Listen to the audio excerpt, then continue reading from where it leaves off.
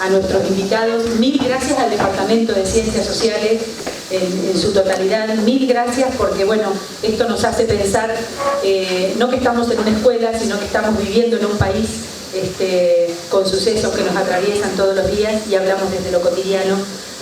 No importan acá las fechas, tal vez son fechas significativas, seguramente para ellos, en su corazón, en sus mentes, en cada uno de nosotros, pero Malvinas es algo que tiene que ver con que ojalá las escuelas podamos pensar desde este lugar siempre, sin importar esas fechas claves o significativas, sino pensar realmente desde un lugar que nos haga aprender, que nos haga pensar, que nos haga reflexionar con compromiso social. Entonces, en ese sentido, sí, hoy les pedimos especialmente a todas y a todos ustedes que sean conscientes, que puedan escuchar, que puedan aprender, que puedan escuchar y sentir sobre todo, ¿no? Porque acá hay atravesamientos de dolor, de vivencias, de experiencias, de un montón de cosas que seguramente vamos a conocer ahora. No es la primera vez que se hace charla en la escuela sobre Malvinas, que recibimos invitados, pero creemos realmente en términos institucionales que esto es un espacio necesario para construir ciudadanía y que ese lema sea que Malvinas nos une, es algo bien interesante para pensar. Así que gracias al departamento, gracias a Valeria, a todo el equipo de sociales y mil gracias a los invitados. Los recibimos con un fuerte aplauso.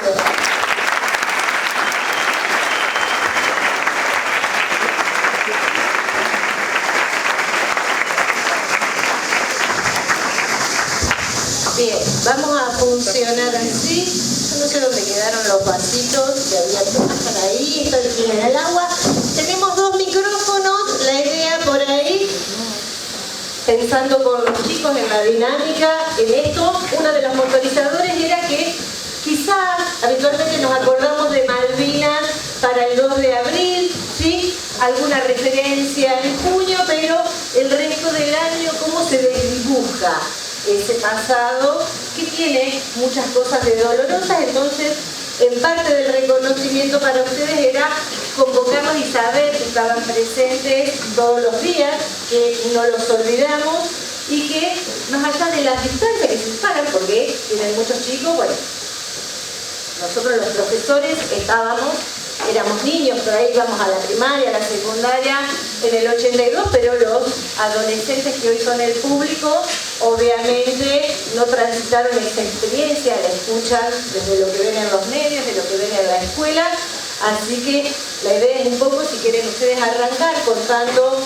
cómo fue la experiencia, cómo se enteraron que iban a Malvinas, cuál lugar fue el que ocuparon, qué funciones desempeñaron, y luego yo les acerco las preguntas. Ustedes ya están recancheros, me imagino, se manejan como se sientan más cómodos.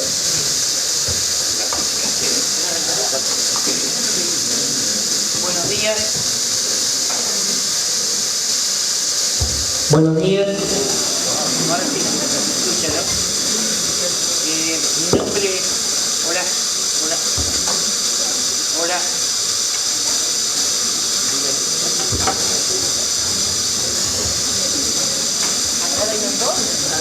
Hola, échale. Joaquín Méndez, presentarse. Y ahora acá. Hola, Ahí no te quita uno. Joaquín Méndez, presentarse acá, por favor. Buenos días, como dije recién, mi nombre es Ricardo Moreno. Para presentarme formalmente, casado, 4 hijos, en el año 82. Para los más chicos, tal vez, que lo han visto por revistas, por documentales, un conflicto armado con el Reino Unido. Yo en ese momento era un chico común, que tenía sueño como jugar al fútbol, siempre jugué al fútbol, por ahí guitarreamos de vez en cuando y bueno, ya en mi crecimiento como adolescente fui convocado para el ejército argentino. En esos años el servicio militar era obligatorio y el que no se presentaba el término pasaba a ser desertor, o sea que caminaba fuera de la ley.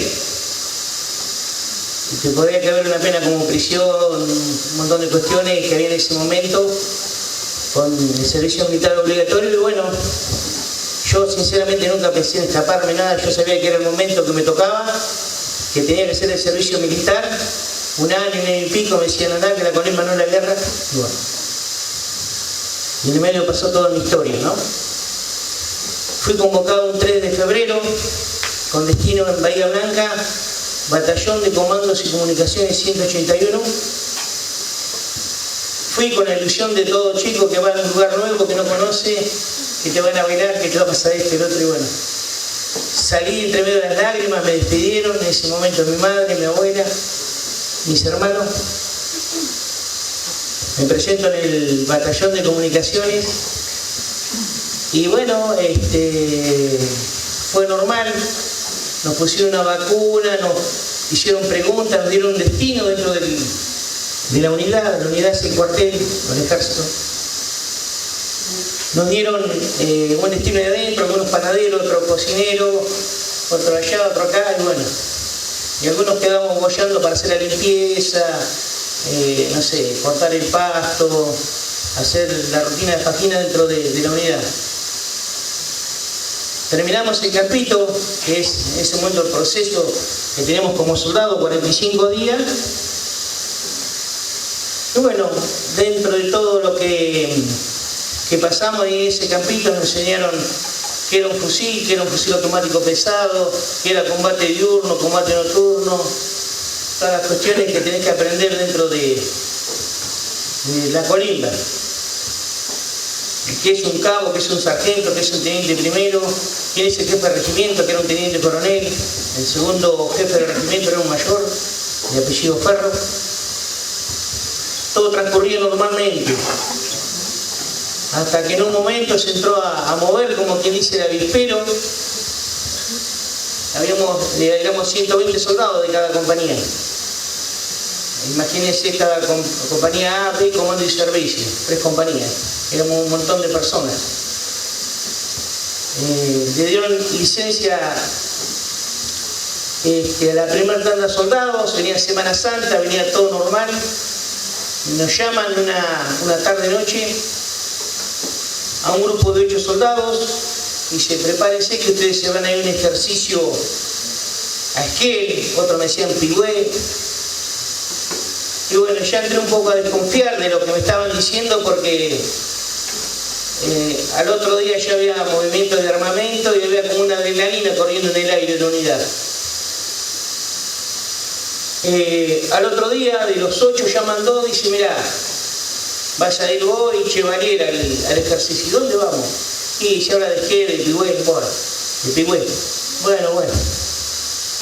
Y bueno, empezamos a ver toda la movida de armamento, lo que se usaba en la unidad en ese momento. No había celulares, no había computadoras,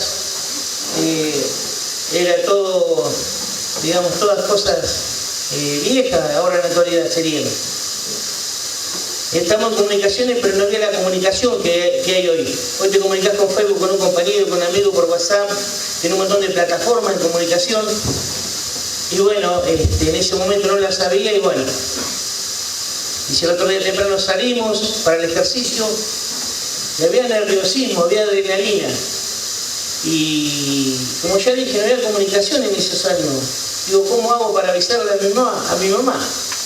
Y había ahí un compañero, le digo, escribile a mi tía, o tratar de comunicarte con mi tía, porque es la única que tiene teléfono de la familia, porque era un lujo en esos años tener un teléfono. Tenía a mi tía en Sierras Vallas teléfono. Y le comunicaba a la vecina a mi mamá, y mi mamá ahí se enteraba qué me pasaba a mí. La cuestión que salí esa mañana temprano, sin destino, dejamos 44 Malvinas, oficiales, suboficiales, y de mi compañera, que éramos 120, fuimos 2 al ejercicio. Salí con todo lo que implica salir bien temprano, con el armamento, con la carga de la mochila, bolsa de rancho, todo, y bueno.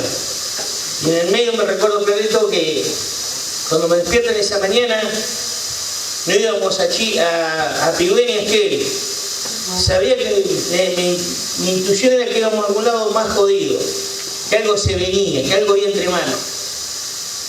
Viste que muchas veces se dice, mirá que está por llover, el día está lindo como hoy, algo así me pasaba. No, tranquilo, que van al ejercicio. Y yo digo, vamos a Chile, digo, porque en el año 78 había habido un conflicto con los chilenos, y bueno, después se resolvió por el intermedio de un cardenal de apellido Zamoré, que vino en ese momento, actuó y no se llegó a combatir nada ahí por el canal de Beagle. Y bueno, digo, volvemos a canal de Beagle. Bueno, llevan a Punta Alta, yo en el medio de la angustia porque no sabía dónde iba. Llegamos ahí, un movimiento de tropas, de gente, de unidades, de camiones, de armamento, todo. Nos estaba esperando en Punta Alta el comandante Iriza. Era un 27, 28 de marzo. ¿Y dónde vamos? Nos cargaron ahí. ¿Y dónde vamos? Nadie decía nada. Y salimos sin rumbo. Fue una travesía muy jodida porque el comandante Iriza se movía mucho en el mar y bueno, pasamos la de Caín ahí porque la mayoría se descomponía, era un desastre todo eso, ver el movimiento de las olas y bueno, hasta que casi, no sé si era el 1 de abril de la madrugada, ya llegando al 2, vemos tierra, se ve tierra, y se estaba en tierra, pero nadie me decía nada. Hasta que entra el capitán Giaquino a Malvinas con su gente, se toma Malvinas, un 2 de abril, y atrás de Giaquino ya con el pabellón a levantar entramos nosotros, comunicaciones. Y bueno, toda la adrenalina del momento, ¿no? Lo que se ve en la película, nos suben arriba un helicóptero, había un cabo primero que falleció estos días, que dice, prepárense, estamos en Malvinas, se sigue combatiendo y los ingleses no nos van a estar esperando con flores. Bueno, nos preparamos, miramos el correaje, la fusilera, el armamento, cómo estaba, si estaba en condiciones, entre medio de nerviosismo, hasta que subimos al helicóptero y bajamos a un costado de Puerto Argentino. No conocíamos Puerto Argentino. Puerto Argentino, Puerto Stanley, es la capital de Malvinas. Paramos a un costado en el helicóptero, como en las películas. Yo era un chico común, me gustaba el culo, como dije, y me encontré en el medio de este conflicto, ¿no? Bajamos del helicóptero, medio corriendo, nos sacaron ahí, y bueno, y estamos en Malvinas. De ahí nos pasa a buscar un comando anfibio. Nos sube arriba del comando anfibio. El comando anfibio es un lanchón grande, tengo entendido. Para mí el nombre que hay, el comando anfibio, era un zapato grande con una rueda alta, creo que era un comando anfibio, le dicen. Como soy de la Argentina. Un vehículo anfibio, no un comando anfibio. Bien. Gracias porque como no estaba no era parte de, digamos, de esa arma, no conocía qué vehículo era. Sé que era algo grande con ruedas. Nos trasladan a la capital de Malvinas y ya había caído, estaba en manos de nosotros, de los argentinos, y toda la furia que había, digamos, en Malvinas. Se empezó a rear el pabellón nacional, en algunos lados, en otros ya estaba izado, y toda una algarabía había, de todos los argentinos que se abrazaban, era como si hubiese ganado un mundial, y yo digo, ¿qué hago acá? Y bueno, lo que se ve en Revista Gente, que tanto los ingleses tirados en la calle con las manos para atrás, eso lo estuve ahí en persona, y bueno, y el orgullo de haber estado, los que estuvimos, el puñado argentino que estuvimos el 2 de abril, tenemos el orgullo de haber llegado ese día, de haber estado ahí, y bueno, y ser partícipe de esa gesta heroica, ¿no? Llegamos el 2, todo era euforia, todo era alegría, los días fueron transcurriendo, en Malvinas nos decían, bueno, van a estar un mes, 15, 20 días, después vienen los refuerzos, se van a ir, así que tranquilo. Había un clima como de tranquilidad, había como un clima de tranquilidad.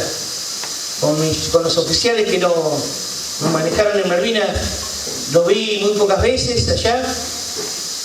Sí, tuve un buen trato con algunos de los oficiales que fueron, digamos, mis jefes en Malvinas, y también veía un poco de tranquilidad, un poco de paz, y se hablaba qué iba a pasar, qué no iba a pasar. En ese momento había un canciller, Nicolás Costamende, que venía negociando la soberanía de Malvinas con el Reino Unido. Había venido alguien de Estados Unidos, estaba como mediando, y nosotros ahí expectantes. Y pasó lo que nadie esperaba. En ese momento había una primer ministro, Margaret Thatcher de Inglaterra, que manda a sus tropas a Malvinas, y nadie lo esperaba, por lo menos nosotros. Y uno pensaba, no, la van a mandar para asustar, para quedarse ahí. No, la mandaron para sacarnos de Malvinas, es lo que interpretamos nosotros.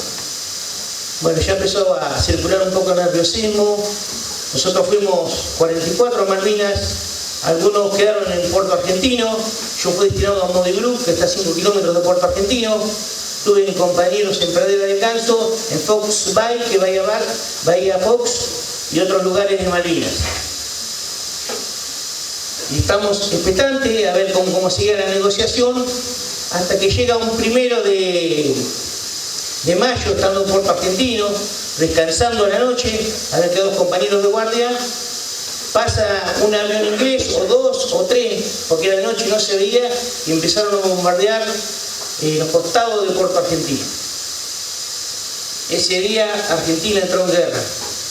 ¿Por qué? Porque ellos rompieron una negociación que se estaba desarrollando. Para sorpresa de nosotros, y digamos, en ese momento el desaliento, estamos desorientados porque había una negociación, y nos pegaron la primera piña de entrada. Y bueno, así empezó a desarrollar la guerra y se desata el conflicto bélico. Ya estando en Modi Group, cuando me trasladan con un puñado de argentinos, estamos en comunicaciones, un día como hoy, un día hermoso, un día lindo, pasa un avión inglés. Habíamos de retirar comida porque ya estaba escaseando mucho la comida y ya nos habían hecho replegar. Pasa el avión inglés por las posiciones nuestras en Modi Group, bombardea el sector donde estábamos y ahí mueren 3 compañeros nuestros. Compañeros, no eran compañeros de unidad, habíamos convivido en Modi Group, charlábamos, jodíamos, hablamos de nuestras vidas, y 3 de ellos fallecen ahí en Modi Group. Y había un mayor de apellido Vanetta, el gato Vanetta, que es herido en ese bombardeo de combate, ¿no? No sabíamos nada, estamos arriba de la montaña, vimos todo, porque el avión inglés pasa arriba de nuestras cabezas. Ahí nos hacen replegar hacia la ciudad, y ahí nos informan del fallecimiento de nuestros 3 compañeros, ¿cierto? Fueron días de incertidumbre, de dolor. También les tengo que decir que lloramos. En mi caso, yo lloré, porque no soy Superman, yo soy una persona común que fue con un fusil, un soldado, fui en Malvinas, y tengo los sentimientos que tienen ustedes, de alegría, de llorar, de estar alegre porque pasamos momentos lindos, pero en el medio de una guerra. Se siguió desarrollando la guerra, los ingleses ya habían desembarcado en San Carlos, fueron avanzando, a nosotros ya nos habían hecho replegar del Modi Group, estaba todo bastante complicado, y siempre en mi relato cuento la anécdota. Ahí conocí un capellán del ejército, José Tito Fernández. Él era capellán del ejército, era médico y había estado en un montón de conflictos bélicos en el mundo entero, ¿no? Y él venía y nos hablaba siempre de Dios, que nos preparáramos por si llegaba a ser la última noche, etcétera, etcétera. Y bueno, con él tuve una muy buena experiencia en Malvinas. Él le da cristiana sepultura, siempre lo nombro por eso. Él le da cristiana sepultura a 112 compañeros nuestros en Malvinas, 112 héroes. Yo fui un soldado en Malvinas. No me reconozco como un héroe, soy Ricardo Moreno. Los verdaderos héroes quedaron en Malvinas y los que tenemos que respetar como sociedad. Y bueno, Tito Fernández, esta persona que yo les cuento, que sepultó 112 compañeros en Malvinas, vuelve acá al continente y le había movilizado mucho la guerra Malvinas y hace un cenotafio en Pilar. Hace un cenotafio en Pilar con los nombres de los caídos Malvinas. En el año 95, la prensa oral y escrita le hace un reconocimiento, le sacan una foto ahí en el cenotafio y fue creo que la mejor foto del año en ese momento, y la foto es sacada por José Luis Cabeza. José Luis Cabeza fue un fotógrafo argentino muy conocido, que muere, que muchos ya conocen las circunstancias de ese momento. Y estaba la foto de Tito Fernández con José Luis Cabeza arriba de una escalera sacándole la foto. Esa foto, si la googlean, está ahí. Y bueno, tuve esa relación de amistad, se puede decir, con él, con mucha gente más. Fueron transcurriendo los días en Malvinas, ya replegados en Puerto Argentino, a la espera de que los ingleses tomaran la ciudad. Ellos fueron avanzando hacia la capital de Malvinas. Teníamos información fidedigna porque ahora estamos en comunicaciones y llegaba toda la información. Teníamos equipos de camiones Tadirán que nos comunicábamos por ahí por intermedio de la comunicación. Y bueno, veníamos viendo cómo se le decía a la sociedad que veníamos ganando, etcétera, etcétera, estamos bien, cuando la realidad realmente era otra. No los quiero correr tampoco con los relatos, parecía que estamos ganando y bueno, y allá eso venían avanzando y se hacía insoportable las posiciones que estaban defendiendo nuestros compañeros en primera línea, ¿no? Fueron avanzando, nosotros esperamos ahí en la casa del gobernador, más atrás atrincherado, al combate final. Un día 12 o 13 de junio llega el Papa a la Argentina y se para la guerra. Hay un momento como de paz, de negociación, cuando llega el Papa, no sé si fue el día 12. Se para la guerra, ellos estaban ahí en la cresta de Puerto Argentino y los demás lugares, los que podíamos ver ahí, para el combate final. Nosotros expectantes, también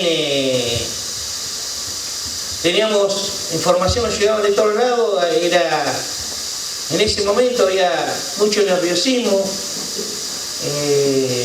se nos habían perdido nuestros compañeros en el repliegue. No sabíamos si Juan estaba vivo, si estaba muerto, era una incertidumbre todo, y bueno, el día 13 nos avisan que va a haber un cese de hostilidades, una rendición, se puede decir, encubierta. El 14 se firma la resolución del artículo 505, que es el retiro de tropas, cese de hostilidades, y bueno,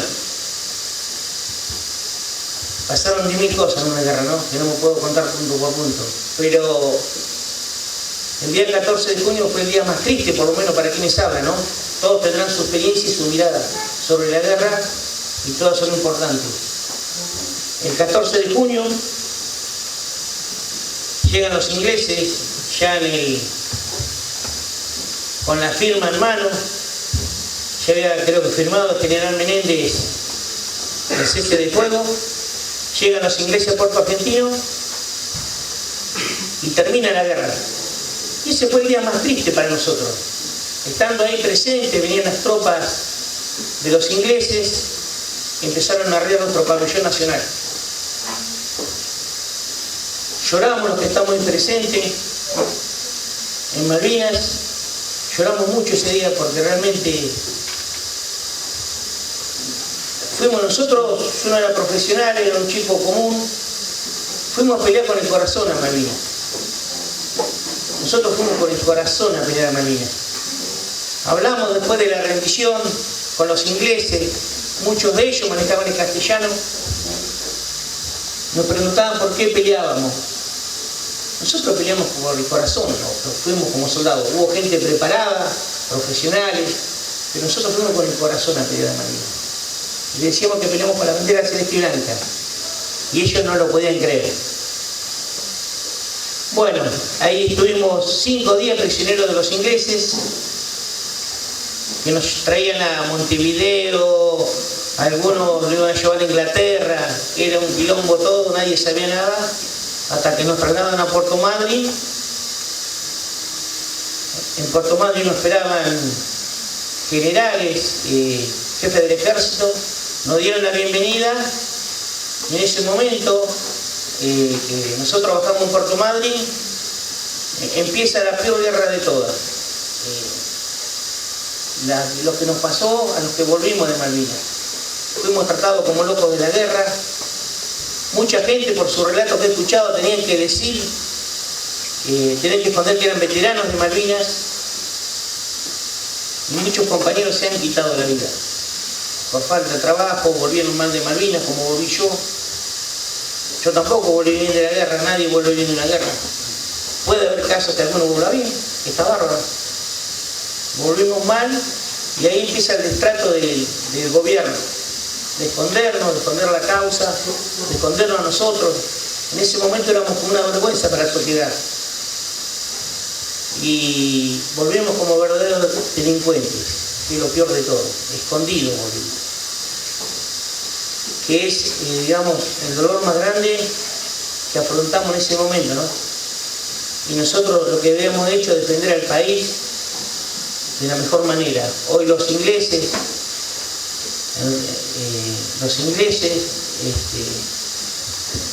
sienten un gran respeto hacia nosotros por lo que fue la guerra Malvinas. Y bueno, pasaron los años y hoy lo puedo contar libremente, puedo hablar con ustedes, contarles mi experiencia. Mi experiencia en Malvinas fue larguísima, también de mucho dolor. Pero quiero contar esto que es un poco lo más sobresaliente que me tocó vivir en Malvinas, estar prisionero, tener compañeros caídos en combate. Y bueno, la lucha sigue, hoy sin armas, sin fusiles, contando mi testimonio para que no vuelva a pasar, porque realmente fue una pérdida muy grande que sufrimos los argentinos, también ellos. Y el orgullo de haber estado en Malvinas defendiendo a mi país con un puñado de argentinos en ese momento. Nosotros conocemos la gloria de haber estado el 2 de abril ahí, no conocemos el lujo. Y es un honor haber estado en Malvinas durante toda la guerra y haber sido prisionero de los ingleses 5 días. Es un honor, porque fui con la convicción de ser argentino que ama su país. Me pasaron mil cosas, fuimos escondidos, fuimos defraudados, fuimos en el gobierno del presidente Menem, en democracia ya, fuimos reprimidos por la Policía Federal, nos enfrentamos con la Policía Federal en Plaza de Mayo, pero yo hoy sigo amando mi país. Mi país es grande, mi país es hermoso, y yo lo sigo amando. Más allá de todas las cuestiones que me pasaron, este es mi país, y voy a amar mi país siempre en la causa de Malvinas, y el reconocimiento hacia los 649 compañeros que tenemos en Malvinas, en tierra, mar y aire. Gracias por todo, que Dios los bendiga.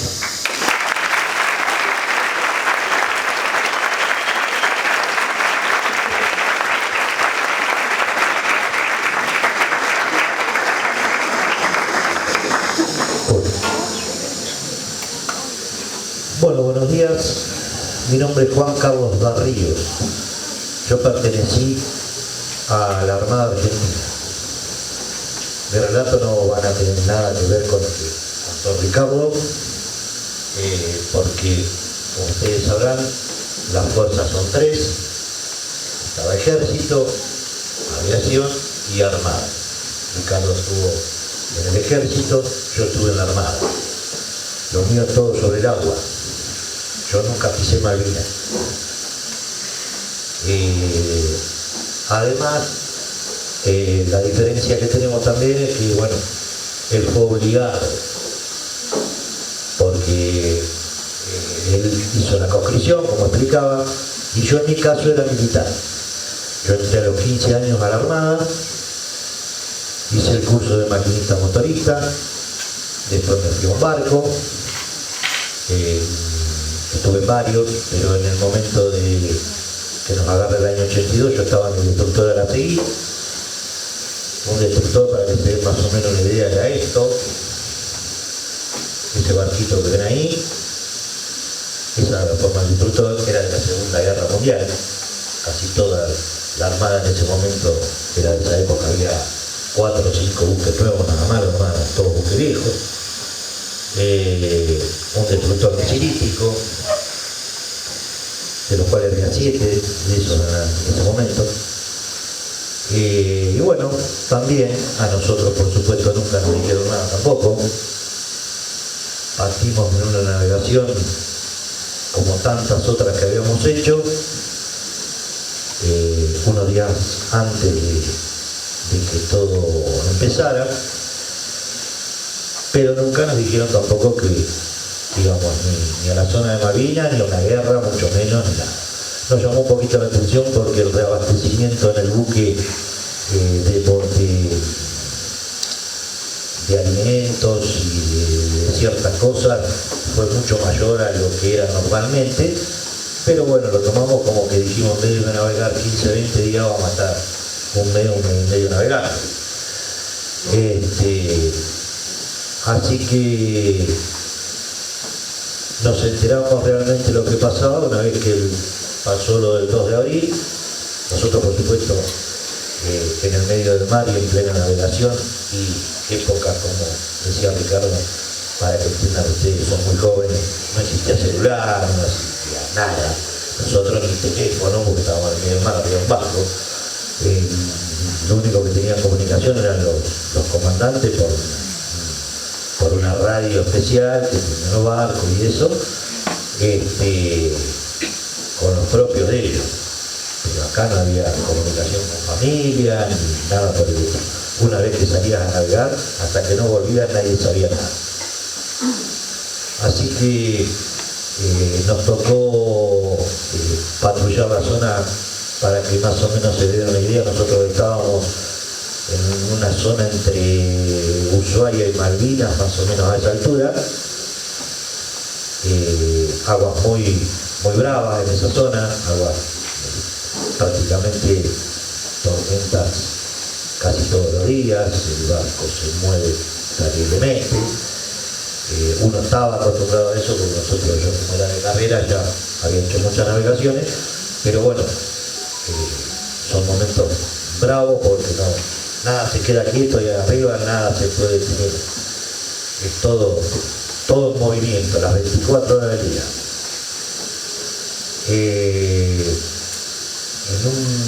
Bueno, fue transcurriendo el tema de la guerra, y nosotros íbamos, la única información que teníamos, que íbamos todo bien, como eso Ricardo, que íbamos ganando, que estaba todo bárbaro, que se terminaba ahí cortito y que quedábamos en Malvinas. Pero bueno, nosotros en el medio del mar era lo único que nos íbamos enterando, y estaba todo bastante tranquilo, hasta que ocurre lo del crucero General Belgrano. El crucero General Belgrano estaba fuera de la zona de discusión en ese momento, que era 200 millas alrededor de Malvinas, y lamentablemente los ingleses, bueno, el submarino atómico que recibe la orden de tirar al crucero, que inclusive hay testimonio de que el nuevo comandante del submarino se comunica con sus superiores y le dice que ellos estaban fuera de la zona de inclusión, y la orden fue igual, que le tiraran y que lo tiraran. La parte de inteligencia de los ingleses habían descubierto la idea que había de parte de la Armada Argentina, que era hacer entrar en algún momento, por el canal al crucero General Belgrano y fondearlo, que fondear se dice cuando se queda quieto el barco, se tira la sangre, se fondearlos en el canal, y de esa manera ellos por agua no iban a poder entrar nunca. Así que la orden fue sacarlo de circulación. En ese momento recibimos la orden nosotros y algunos destructores más que estaban en la zona, de ir a la zona del crucero General Belgrano en rescate de la estación del crucero. Y bueno, ahí fue donde se empezó a poner un poquito más bravo, pues hasta ahí habíamos venido bastante tranquilos. Nosotros teníamos una diferencia bastante grande con la gente del ejército, o la que estaba en Marina propiamente dicha, que era que, bueno, nunca nos faltó el comestible, no pasábamos frío, estábamos dentro del barco, estábamos mucho mejor ubicaditos que ellos, pobres, que la pasaron realmente mal. Pero a partir de ese momento, cuando llega la orden de ir en un rescate de nuestros compañeros del crucero, en plena navegación hacia el lugar,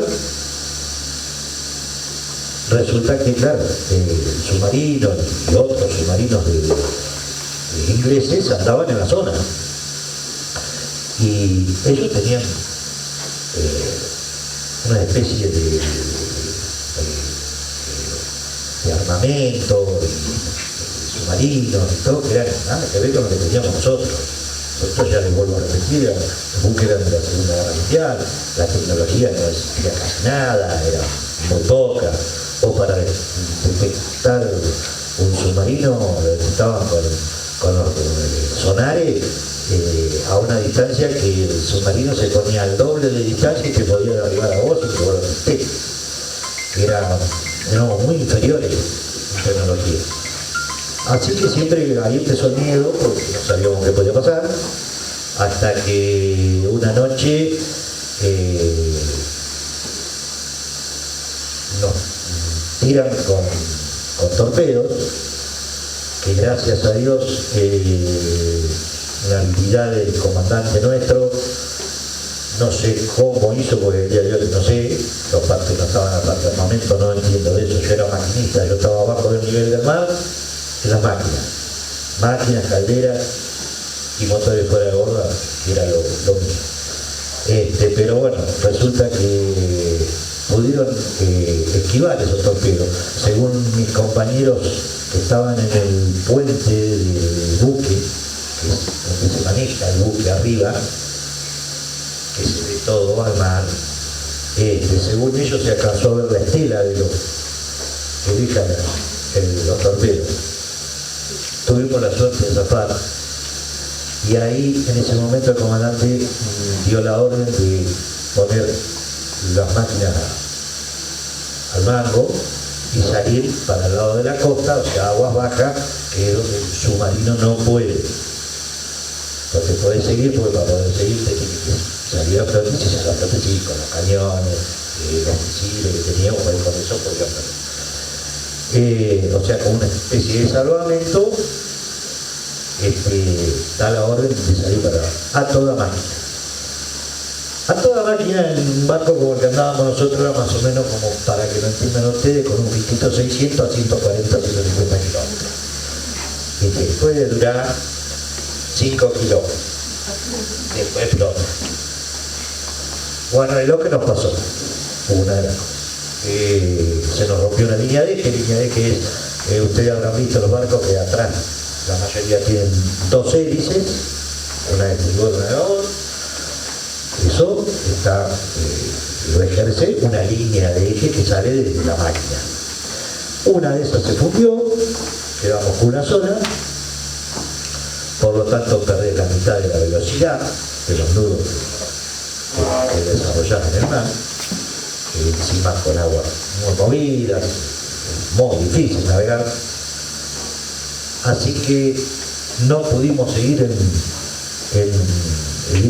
cumplir la misión, que era ir en rescate del crucero. Sí lo lograron hacer otros barcos, como el caso del destructor Buchar, que después recibió un torpedo y tuvo la suerte de que se le pegó en la proa y no explotó.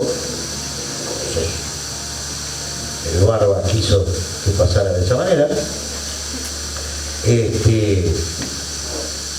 Y nosotros tuvimos que entrar a puerto para poder reparar eso que se nos había roto y después volver a salir para seguir con las misiones. Pero ya para cuando salimos nosotros ya la gente que se la a rescatar, y llegó el momento del rendimiento. Por lo tanto, ahí a los pocos días ya nosotros recibimos la orden de volver para Puerto, y para nosotros ahí se terminó la guerra. Como bien dijo Ricardo, con mucha tristeza, porque nosotros pensábamos una cosa y resulta que iba siendo otra, de golpe y porrazo nos encontramos con todo esto. Y si bien uno era de carrera, pero tenía 20 años, no es que yo era de carrera un hombre grande. En ese momento Ricardo tenía 19 o 18 cuando estaba haciendo la conscripción, y yo era de carrera, pero tenía 20. Pasa que había entrado a los 15 a hacer la carrera, nada más. O sea que más o menos las mentalidades nuestras eran las mismas. Teníamos un poquito más de preparación, pero hasta ahí, porque la guerra es una cosa totalmente distinta a lo que se te puede ocurrir, y para eso no estábamos preparados nadie, ni en ejército, ni para realmente eso nadie estuvo preparado. Pero bueno, nos tocó vivirlo. Yo por supuesto también me siento orgulloso de haber participado. Yo estuve muy renegado, después de eso dejé la carrera, la abandoné. Me renegué muchísimo porque me pareció que fue algo que en ese momento no estábamos en condiciones de hacer lo que se hizo, y fue algo muy inútil, y perdimos 649 compañeros, familias que se destruyeron por algo que fue mal hecho. No es que no esté de acuerdo, de que no piense que las Malvinas son nuestras y que necesitamos recuperarlas, porque son nuestras. Pero siempre pensé que fue todo mal organizado, como la mayoría de las cosas que pasan en Argentina, ¿no? Pero bueno, fue mal organizado y se perdieron muchas vidas de gusto. Eso me renegó mucho, me entristeció mucho. Yo estuve negado muchos años, tal es así que yo no soy de acá, yo soy de la ciudad de Tandil. Hace 26 años que estoy en Olavarría, y yo tenía familiares que ni siquiera sabían que yo había sido veterano, que yo era veterano.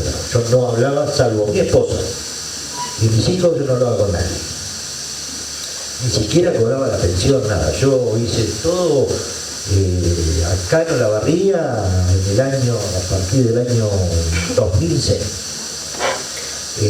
Gracias a que conocí a nuestro presidente de la agrupación, que es José Pinchín, en aquel momento, nos conocimos por casualidad, y él empezó a darme un poco de manija y qué sé yo, y bueno, ahí entré en la agrupación y empecé a...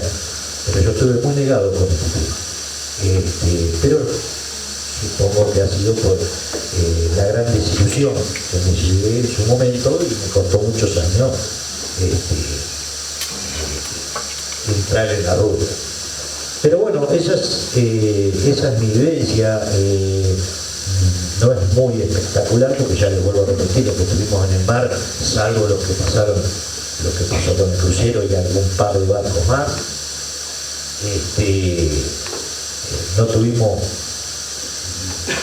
tantas corridas como tuvieron la gente que estuvo realmente en tierra, como ahora le va a contar seguramente la experiencia José, que también, si bien no era de ejército, pero estuvo en el territorio de Malvinas. Así que esa es mi experiencia, y lo voy a dejar con el infante de Marina José Iboau, que le va a dar otras explicaciones distintas a las nuestras. Gracias.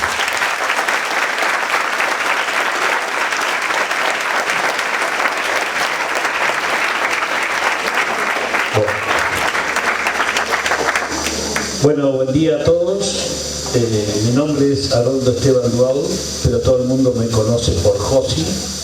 Nací en La Prida, provincia de Buenos Aires, Perdón. o el Gordito.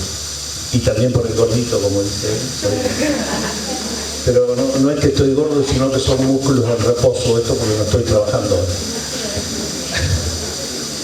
Cuando tenía 16 años, vivía en La Prida y por esas cosas de la vida decidí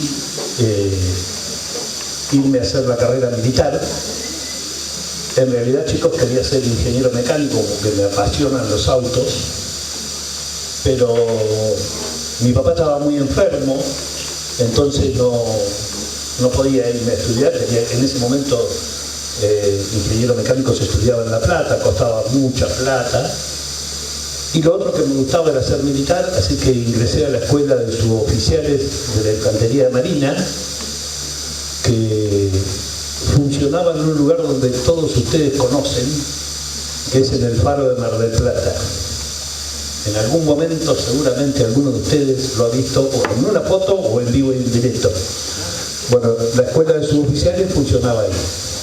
Al cabo de 2 años me recibí como cabo segundo ingeniero anfibio de la Infantería de Marina y fui dado de pase a la compañía de ingenieros anfibios de la Infantería de Marina con asiento en Punta Alta,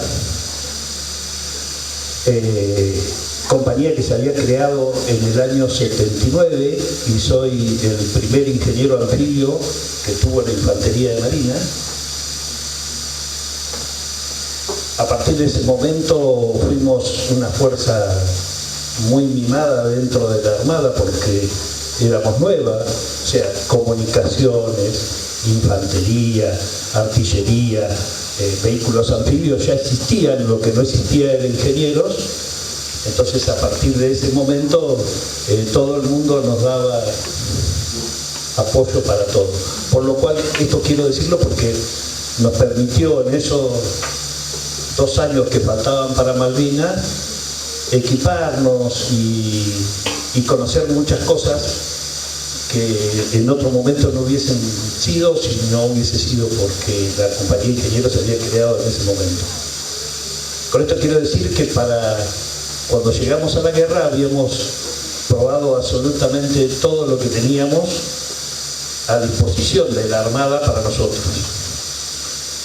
El día 2 de abril de 1982 estaba en el cuartel de Punta Alta y cuando nos despertamos a la mañana para hacer la rutina de todos los días de ir a formar y saludar y hacer las tareas que teníamos que hacer,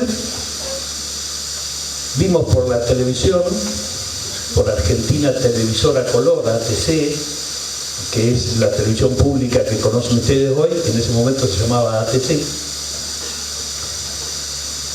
que tropas argentinas habían tomado las Islas Malvinas y automáticamente me di cuenta que compañeros míos habían estado ahí, porque los que manejaban los vehículos anfibios de los cuales hablaba Ricardo eran compañeros míos, habían desembarcado infantes de Marina y los infantes de Marina eran todos compañeros míos.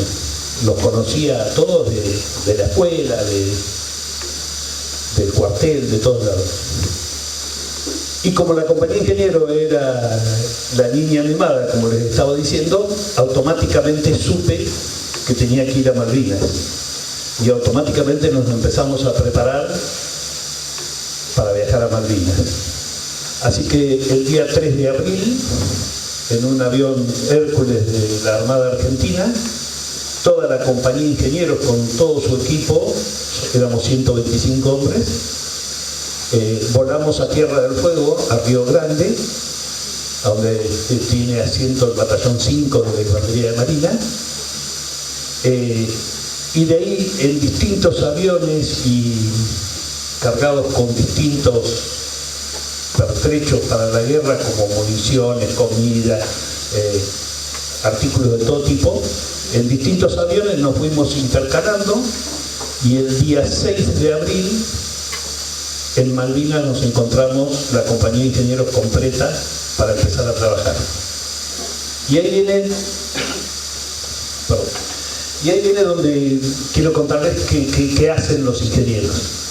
Los ingenieros son los que se encargan de trabajar delante de las primeras líneas de combate para decirlo de alguna manera, molestando al enemigo en su avance. ¿Y eso cómo se hace? Se hace con los campos minados, las trampas explosivas, la construcción de caminos, la destrucción de esos caminos, la construcción de puentes, la destrucción de esos puentes, obstáculos de combate,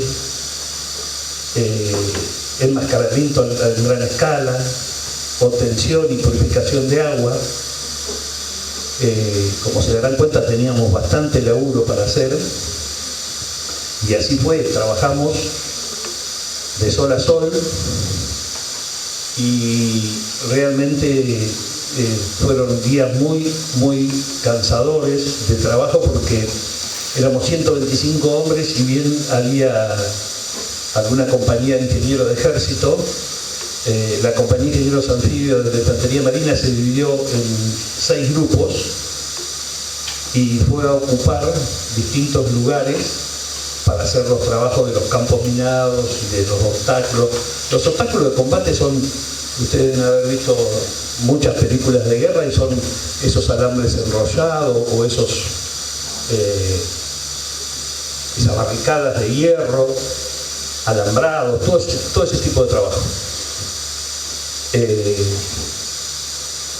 Lo cual realmente, por el terreno y por el tiempo que teníamos, nos dificultó muchísimo.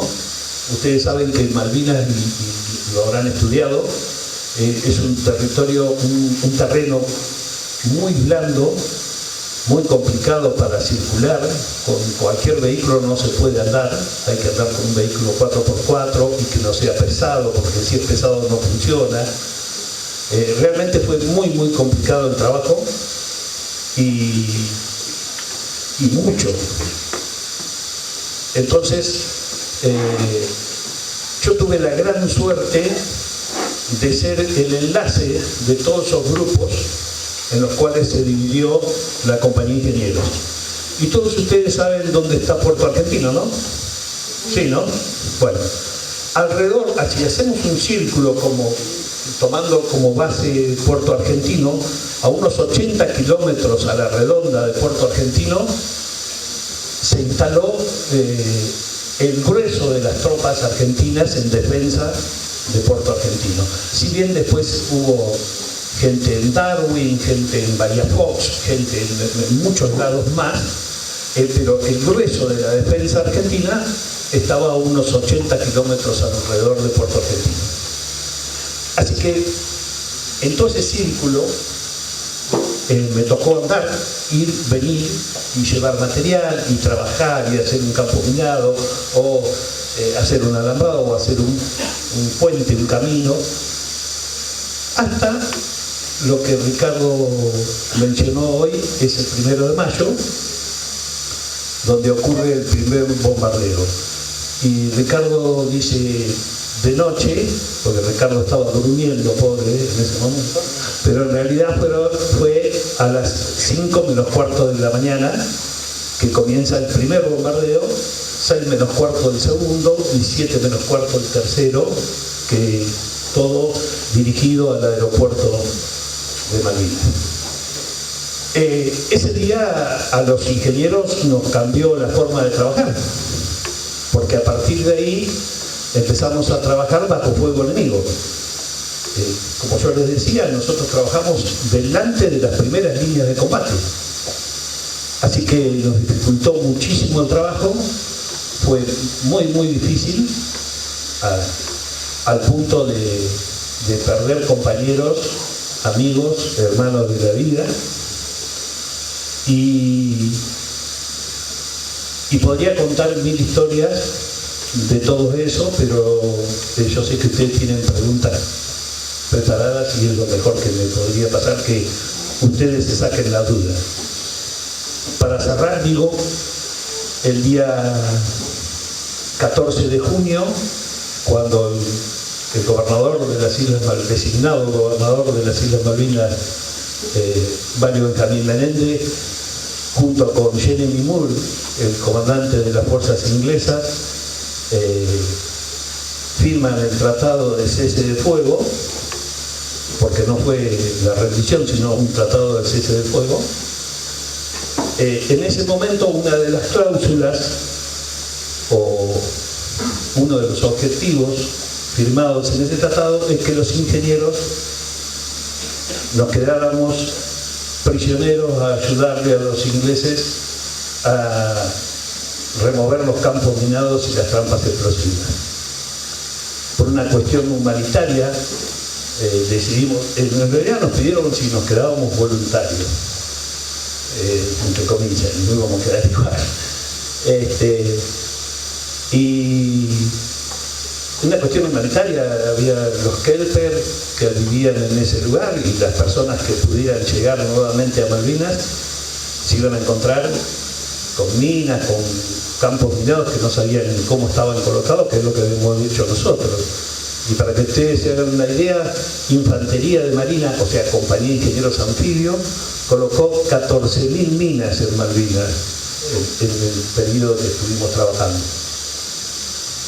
Entonces ahí 14 militares argentinos e ingenieros quedamos prisioneros de los ingleses, trabajando durante un mes a cargo un poco nuestro y un poco de ellos, un poco nuestro diciéndoles cómo habíamos hecho los trabajos y un poco de ellos decidiendo en qué momento se hacían las cosas.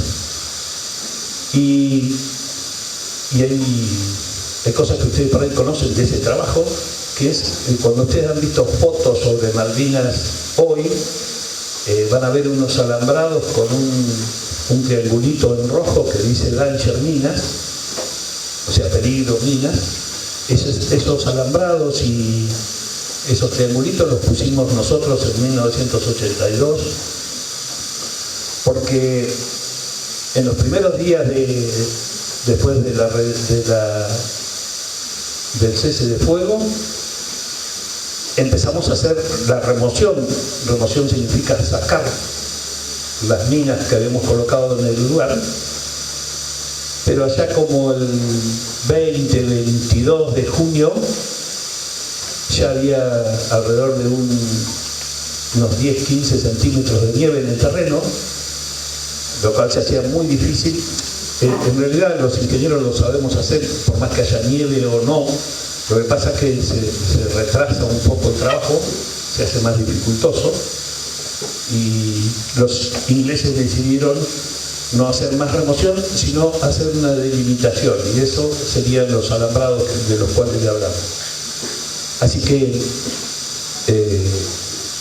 trabajamos arduamente, hicimos todos esos alambrados en esos 30 días de prisionero, y el día 14 de julio a las 9 de la mañana llegamos a Puerto Madryn en un barco francés que se llamaba Sat el Mundo, y nos dejaron ahí. Y ahí, como ya contó Ricardo, comenzó, yo me fui de baja, pedí la baja. Uno de los primeros decretos que hace el presidente Alfonsín cuando se recupera la democracia, uno de los primeros decretos que hace es que los militares que tuviéramos la intención de irnos de la fuerza, lo podíamos hacer a solo pedirlo, cosa que no pasaba antes. Nosotros firmábamos contratos cada 4 años y el contrato se cumplía obligatoriamente, pero Alfonsín deja sin efecto esos contratos y permite la retirada de la fuerza. También tengo que decir que a mí no me pasó, no me dejaron, pero es otra historia esa. Y bueno, en 1985 me voy de baja y formo una familia con Graciela, y tengo a Jessica y a Juan José como hijos. Y ahora tengo a Nacho como nieto. Hay algo que Ricardo lo vio o se olvidó de contarlo, y lo voy a contar. En el 2008, por una gestión del gobierno municipal de Olavarría, tuvimos la gran suerte, Ricardo, Gustavo y yo, de poder volver a Malvinas y estuvimos 7 días recorriendo las posiciones en las cuales estuvimos, los trabajos que vimos y las cosas que hicimos, y pasaron 7 días de lo mejor y lo disfrutamos muchísimo. Chicos, yo los empujo a que hagan todas las preguntas que quieran hacer y se saquen todas las dudas. Mientras estudiaba en la escuela de suboficiales tenía un instructor que siempre nos decía que la pregunta más tonta es la que no se hace, porque te quedás con la duda. Así que no tengan vergüenza, no tengan miedo, aprovechenlo, porque estamos viejitos y somos historia, y aprovechenlo y sáquenos todo el jugo. Hay cosas que vamos a poder responder desde nuestra vivencia, y hay cosas que vamos a responder quizás que nos enteramos después. Yo no sabía hasta muchos años después cuántos argentinos habían muerto en Malvinas durante la guerra, porque no teníamos esa información que ustedes tienen. El otro día en un colegio yo les decía que ustedes tienen una gran ventaja de tener la información al instante. Y le pregunté a uno de los alumnos que estaba en el colegio, ¿tenés datos en el teléfono? Le dijo que sí. Bueno, le digo, contéstame, ¿cuántas personas murieron en Malvinas? Entonces el chico hizo, en 3 segundos me contestó. Yo les puedo decir que pasaron, creo que 8, 10 años para haberme enterado de cuántos fallecieron en Malvinas, tanto en Malvinas como en territorio, como los del crucero General Belgrano. Así que tenemos mucha de esa información que la hemos adquirido a partir del tiempo, pero por ahí la más rica es la que vivimos nosotros. No, con respecto a eso yo quería decir, en el caso mío, que estaba en Marina, cuando se hunde el crucero, cuando hunden el crucero, ni nosotros sabíamos cuánta gente había fallecido. Es más, yo me entero, no de la cantidad exacta, pero me entero cómo se fueron enterando los familiares. Por mi esposo, yo ya era casado en ese momento. Mi esposo estaba esperando a mi primera hija, que es la mayor que tengo, que cumple ahora 40 años. Tengo 4 hijos y 7 nietos. Y mi esposa se atendía adentro en el hospital naval. Entraba a la base para hacerse atender, estaba embarazada, sola en una casita que habíamos alquilado, y ella sola ahí, nosotros navegamos. Pasa lo del crucero y cuando va a hacerse atender, es más, no estaba ni enterada, iba entrando, caminando a la base, y veía caras largas, le extrañó, le llamó la atención, que todo estaba muy... Todos venían, la gente que cruzaba venía llorando, no entendía qué pasaba.